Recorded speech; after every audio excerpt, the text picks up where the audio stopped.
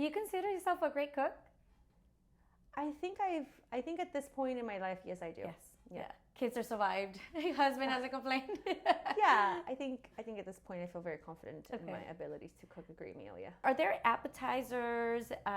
It's appetizers, entrees, and desserts in both? Yeah, there's different sections, and they're broken down Yeah. differently in each Yeah. book.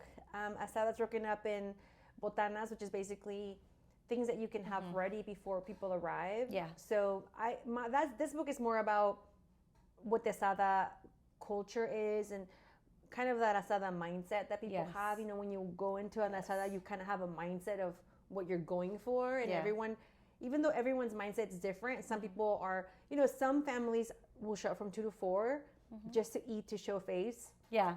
Other families, you know, will get there at 4, you know, a little bit later because something happened. Yeah. But, you know, they'll be there from like 4 to 7, and then Yes. most families with kids are out by like 6:37. Yeah. And then the people that are just there to party What view? will show up at 5, Yeah. and they won't leave your house until 2 a.m. Yeah.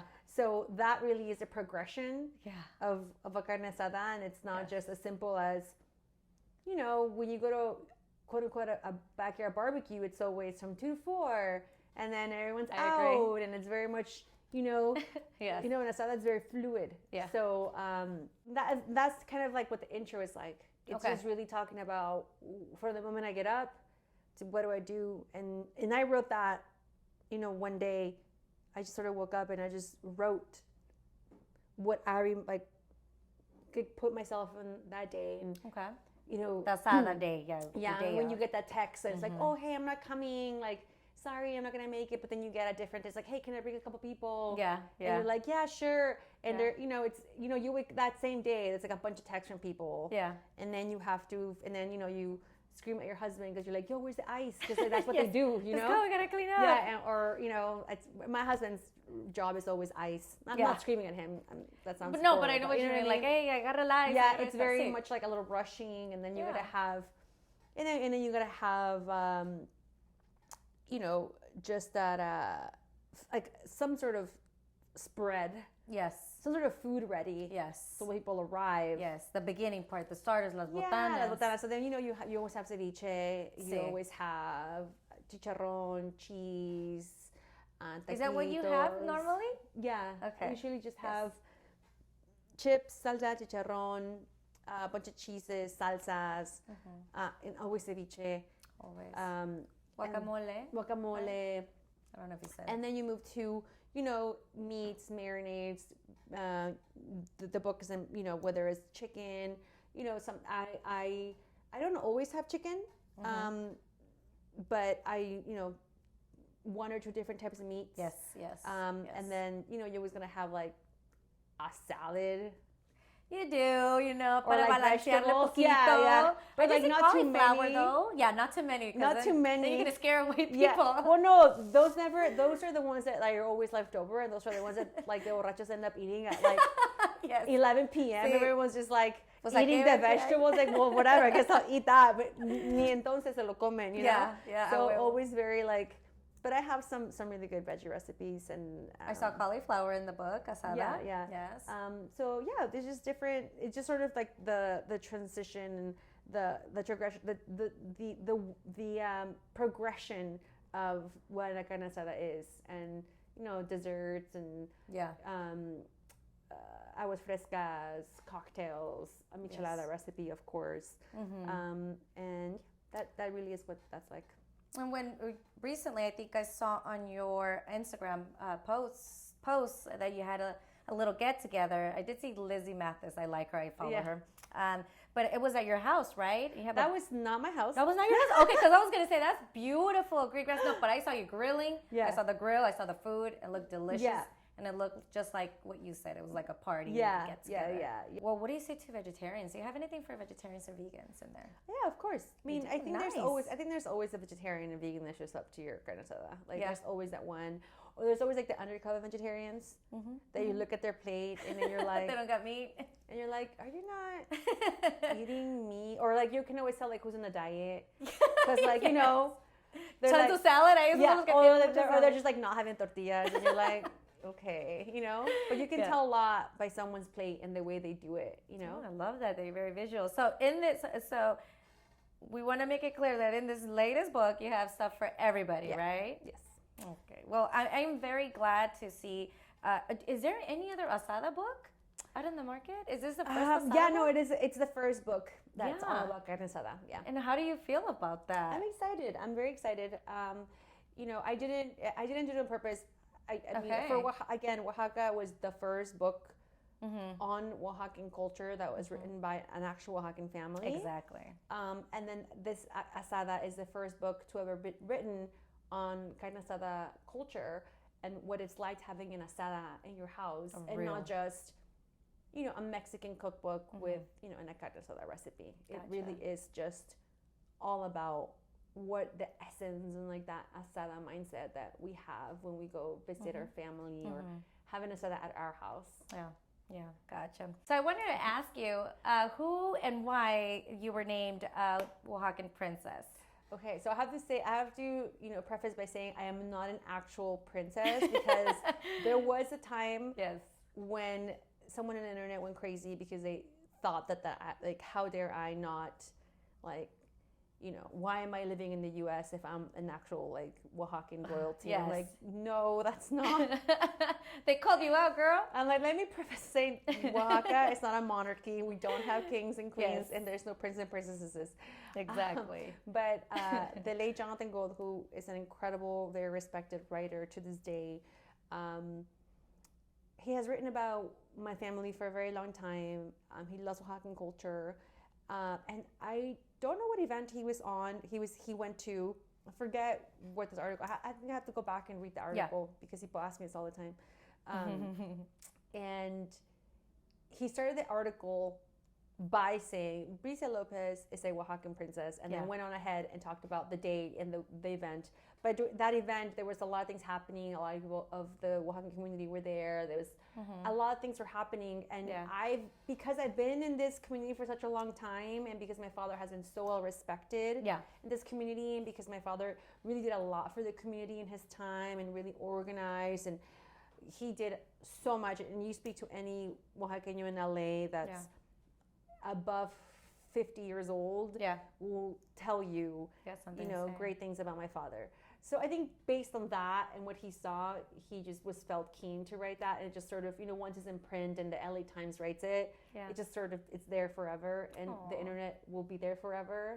So it started that way, and then another article with the New Yorker kind of made similar remark, and then it just sort of stayed. All right, so now let me tell me what girls like to be called a princess. I know, that's why I don't mind. And now let's go to the next one. Why were you named Queen of Mezcal? Because, again, that was by the New Yorker. We went on a mezcal trip in Oaxaca with the writer. And she began her article with, I think the headline was "A Trip to Oaxaca with Mezcal Queen." And literally started, my name was Brisa Lopez is a Mezcal Queen. And I'm like, oh, great. Another one. I got to defend another title. But listen, like, I'm not going to, I'm not going to be like, hey, don't call me that. Check that out, But you recently went to Vegas. You helped launch a store, Rabbit? Or what is it called? Yeah, so I helped launch the first Mezcal bar in Vegas. And this was in 2019. Okay. Yeah. That means that you must be really good with mezcal. Yes. Right? Yes, I know everything there is to know about mezcal. Not everything, actually, let me rephrase that. I don't know everything about mezcal, but I do know a lot about mezcal. And that was my life.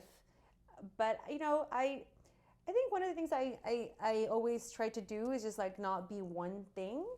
Kind of we were talking about earlier. Yes. I don't like to be put in one bucket or you're this. And, I'm great at mezcal, but that's not what I want to be known for. Yeah. So, now I'm doing something else, but mezcal is always really innately in my heart and my soul. Maybe one day I'll have a mezcal company. Who knows? Maybe I won't. Maybe I'll help fund someone who has a mezcal company. I don't know. Who knows? Yeah. But yeah, it's definitely in my blood. Oh, I love that. Yeah. So, I mean, among the many things that you're really good at, let's talk about another successful venture for you. Wanted to talk about your podcast, Super Mamas, with your sister, Paulina.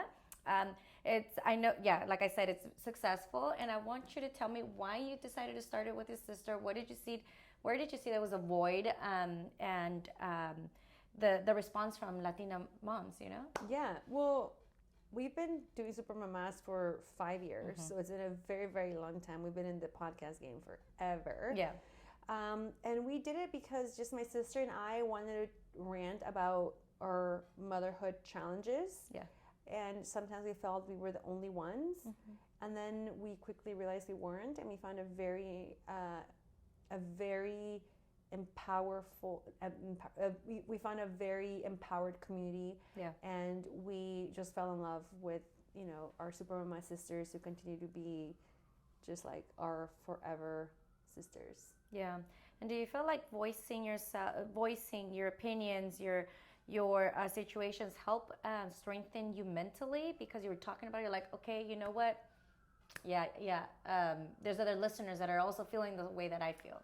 Yeah, I think that I remember getting our first email from someone who listened, and the emails that we get are so like heartwarming and long and deep and very just very personal. And I think that when you have a podcast and you listen to someone for so long, you really build this relationship with them. Yeah. Where you feel connected, and when they say things that you relate to or that you feel seen is really powerful. Yeah. And there really isn't anyone talking about things that my sister and I are talking about, and really like our evolution. When I hear what my sister and I were talking about 5 years ago, we're different people now. Yeah, completely. So a lot of our listeners have grown up with us, and some of them have left us along the way. Some have championed us even more. We've picked up many more along the way. Some have left and then come back because they've also grown. Yeah. So it's really just an evolution, I think, of women in front of you. And I'm not the same person I was, when I started the podcast. And sometimes when my sister and I start talking to each other on the show, I'm like, oh my God, I remember when I would make fun of you for this, and now I'm doing it. Yeah. You never know. And or she'll say, I remember when I used to think, when I used to be the one that talked more, now I'm the one that talks more. It's like it's really beautiful to see because it's been so long. So yeah, I love doing the podcast. I love my Super sisters. They're been like our supporters and champions since day one, and I'm like forever grateful to them. Yeah, and no, and I think that it's great that you wanted to create a platform for other moms, because it's a crazy time, and I mean, as you've seen, the response was great, right? Yeah. So, as a busy woman, wife, mom, sister, entrepreneur, I want to know, what do you do to take care of that mental state, and to make sure that Bricia is running on 100%? Well, I cry a lot, and I think it's okay. Yeah. I think a lot of times we try to be strong and we hold things in. Yeah. But yeah, I cry at night. Yeah. When it's my husband and I. Yeah. And I tell him all my fears and I voice them. And he comforts me and tells me and reminds me that, sometimes when these thoughts that we put in our mind. Yeah. When you self-doubt. Yeah, when you're crying, when you feel overwhelmed, when you feel like you're not good enough, or all of these things that is very normal to feel. Mm-hmm. Those are things that come from not being aligned with your faith, and like not being aligned with your purpose. And I think that when you are aligned with your purpose and you learn to believe in who you are and believe in your capabilities, then everything becomes a little bit more clear. Yeah. I also I said I love to write. Yeah. And I love learning, and I love listening to other people's lives and experiences, because then I can pull from them and I can feel a little bit more normal. Yeah. I think it's also me coming to the understanding that I'm never going to be, I'm never going to be at two places at once. You know, there's things that I need to do, and whatever that I do, I need to be okay with the decision I made that day. Whether it's if I decide, you know, missing my child's, you know, recital because I have to work, or because I have to do something, learning to not feel guilty for that was very, very important. Like learning to not let people tell me that that's a bad thing was very important. You know, learning to be with my children and be present with my children and give them the time they deserve without feeling like the world's telling me that I need to be working all the time is important. So it's not about keeping a balance, because I know that that's not what I'm gonna have. It's not realistic. No, I can't have that, and I understand that, and being okay with that, and being, you know, today not a bad mom, and that's not what I'm gonna think of myself as, that, but like being a great leader. Like today I'm gonna be a great leader for my company, and that's what I'm gonna be, and then tomorrow I'm going to be a great mom, you know, and the day after that I'm gonna be a great wife. But I'm not gonna decide to be a great wife, a great leader, and a great mom every single day, because I can't be the three things in one day. I maybe other people can. I personally can't. So I have to decide what I need to be in that day, and and whichever days that you live in the most, those are the parts of your life that are going to move the fastest. So I think that I've sort of decided that for myself, with that, and not judge myself, which I think is the most important thing, because I don't think other people judge you. I think that's a lie that people tell you. I think the only person that judges you is yourself. And we're really hard on ourselves, right? But I really like that, because again, it is so hard to be a mom, you know, a leader, an entrepreneur, and how do you find time to be there at every single recital and performance that they do, or, you know, whatnot. So it's great to be able to voice your voice, and then be able to choose, and ultimately you would choose happiness for yourself, some type of balance, right? And then your personal thing is to journal, so which is pretty cool. That kind of releases. Do you meditate at all? Do you go get a massage on the side? I used to get massages more often than not. I don't. I guess what okay, I'll tell you what I do is gonna sound, but moms will understand this. I love to sleep. So for me, like, my sort of self-care. Look at that. Like, my self-care is getting 8 to 9 hours of sleep every single day. Like, my self-care is, like, it's being okay with asking for help. So I can either wake up at 7 a.m.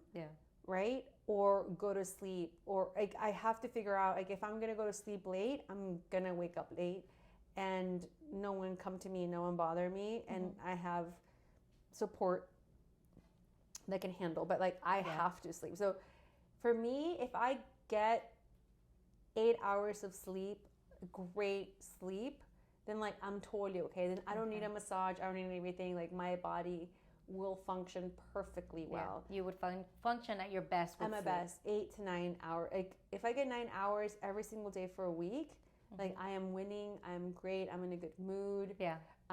Obviously, like, not drinking, because if you drink, you can't get that deep sleep. So if I can get that like, that is myself. But it's hard. That's my self-care, but it's really hard. To be able to do that, because there's so many things that pull you everywhere. So yeah, I have somebody. I just started. Not just started, but I've recently talked to my friend about how I have someone that helps me, that comes into in the mornings in my house to help me with the kids. So she works with me 20 hours a week. 4 hours a day, 5 days a week, and has completely changed my life. Wow. From 7 a.m. to 11 a.m. Yes. Like, just that time frame goes by so quick for me. And I, like, realized that was really where I needed the help to kind of keep sane. And that, I feel, and I put that under self-care, because I don't want to be angry in the mornings. I want to have a very peaceful morning. I want to just wake up I want to exercise.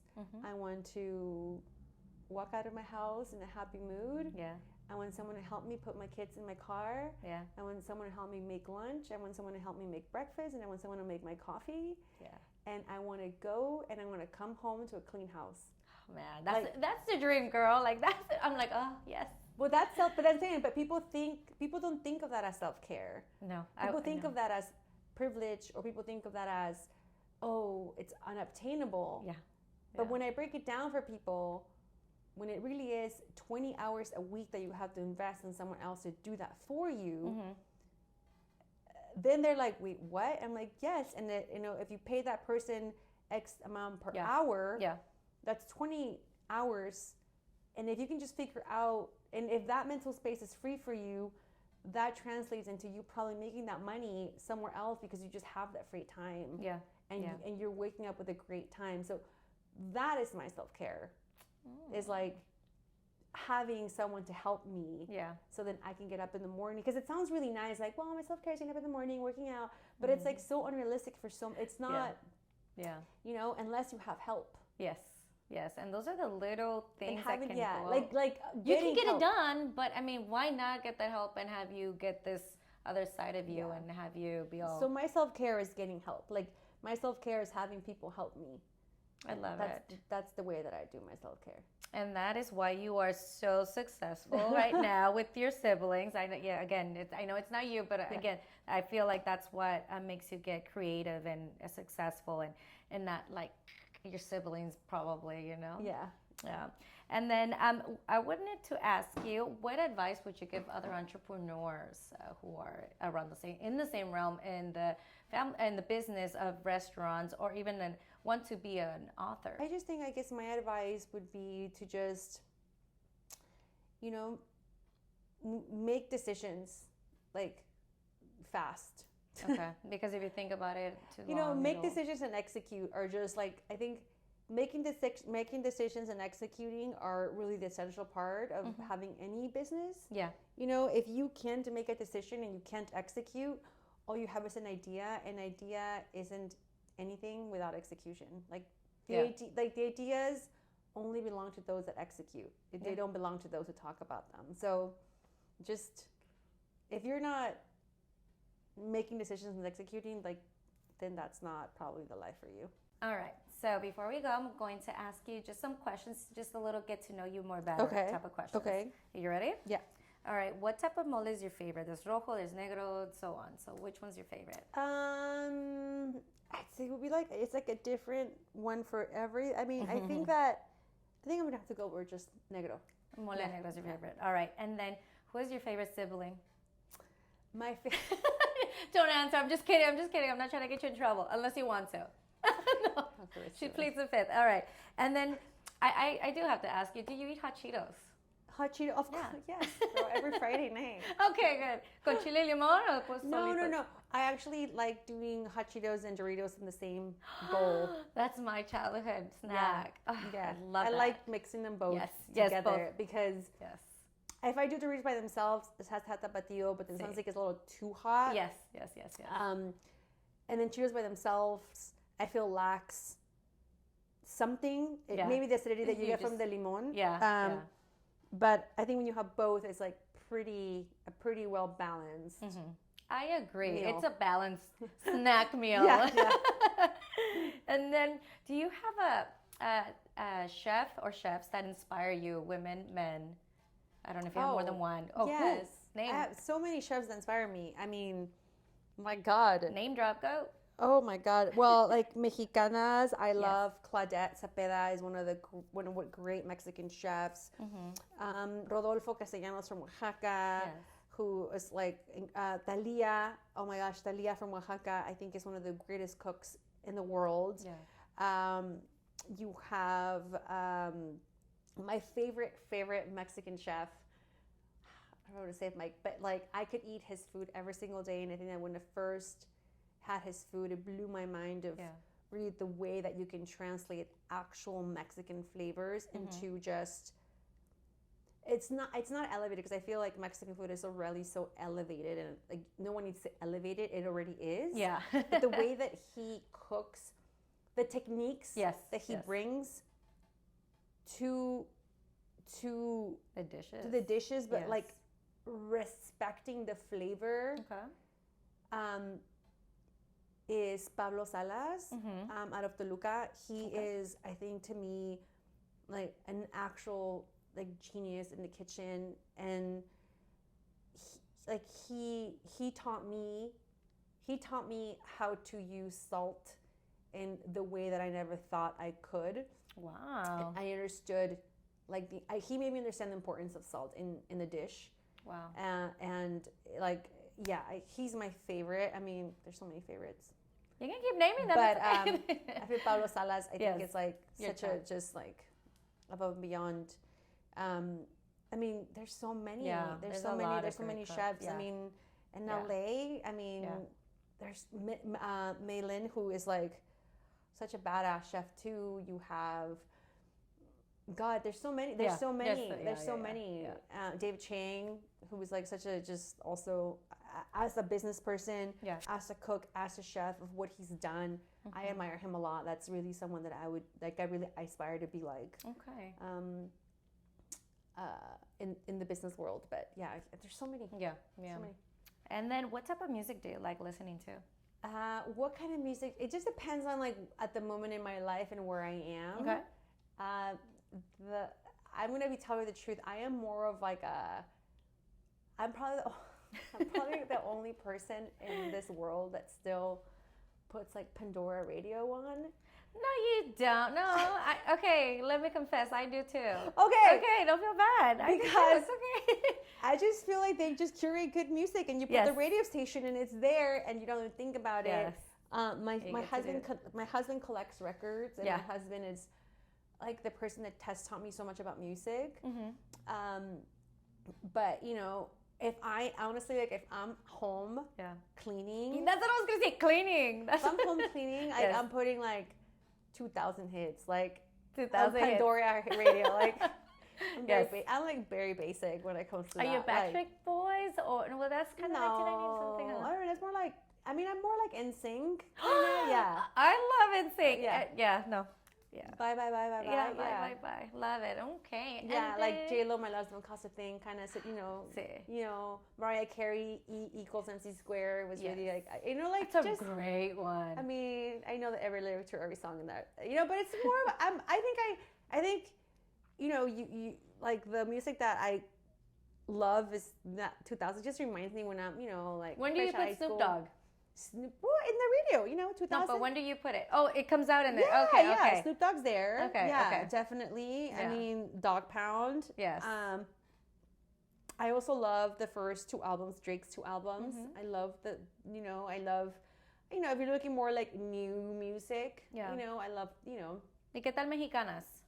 Mexicanas. A ver. So like, I mean, I think it's like I don't want to seem so like, in the bandwagon of Peso Pluma because everyone's listening to Peso Pluma now. It's just like, of course, you like them. Everyone likes them. It's okay. But fun fact, I was in the El Recodo did a music video in my house, the house that my parents lived in. So El Recodo and I were, I love El Recodo. I love Arrolladora. Banda Recodo. Yeah, I love Arrolladora. So te las bailas bien la banda. Gone to many concerts. Yes. Many concerts of both of them. Mm-hmm. Calibre is always great to listen to. Okay. But I think it's like a lot of my girlfriends, they're like from Sinaloa, they know how to do banda, Mm-hmm. and I've been in that scene, Yeah. and I can't say I'm a banda girl because I know what that's like. Yeah. So like I'm not like, you know what I mean? I know what that's like. Yeah. I know like that I can dance, but I don't know how to dance. You Oh, know what no, I mean? pero the original, like quebraditas y todo, sí, eso es Yeah, eso I es la mean, técnica. but that no, Yeah. but even like banda, it just takes like there's an art to the way they Yes, move. como and- cumbia y todo. yeah, sí, I las mean, vueltas. the like, and also when it comes to banda cumbia, the man has to lead, and it's very difficult for me to let the men. I don't lead. allow my husband to lead. I try, but he goes, "Girl, you're stiff." Like, yeah, Yeah. sorry. I'm like, Yeah. I'm sorry, I can't. Yeah. So I don't think I'm, but I love watching. I love listening. I can't say that I, Hey, but at least you sound like you listen to the good old like Banda Recodo and Yeah, I El to Nuevo the Peso OG, yeah. Pluma. Yeah, to the OGs, like definitely, you know, definitely have been in concerts crying, drinking tequila for sure. Tu tequila, tu But like mezcal, I'm ¿no? not like I don't seek like I don't go to like banda clubs. Yeah, Yeah. yeah. And then how do you take care of that skin? Because, I mean, for me, people know if they follow me on social media, they know I'm a facial freak, and I love taking care of my skin. So how do you take care of your skin? Yeah, well, I think that you interviewed Nadi and Nadia, Yeah. or facialist. Last I month, think, yeah. I think we share the same facialist. Yes. And honestly, whatever they say, Yeah, Like- yeah. You trust them wholeheartedly, right? like, yeah, I don't. When people tell me what's your, I was like, well, right now I'm doing this, but like, I don't know if that's the same thing that will work for you, just Yeah. because and it changes every month. So Yes. I don't really have a routine or something I love. It's just whatever Yes. they give me. Yeah. Or Yeah. whatever they tell me that is like, here's what you need. I'm like, okay. Yeah, but your This is- skin looks amazing. Oh, thank you. So yeah, whatever they give you, keep it up. Yeah. Oh, but do you use eye cream? Okay, Really? so I guess to tell you what I'm doing now. I'm Yeah. doing toner, vitamin C, Mm-hmm. and then an eye cream and a repair cream, and then my SPF in the mornings. Yeah. And then at nighttime, it's just my toner, a serum, and a cream. Okay, that sounds good. Yeah. Okay. All right. Do you have a special hidden talent? Anything besides that you haven't mentioned that is? Yeah. I don't can move think my eyes really fast. A ver. Are you ready? It's gonna freak you out. Okay. see Okay, try to do it for the camera. A ver si puedo I zoom don't in. think anyone can see that. No?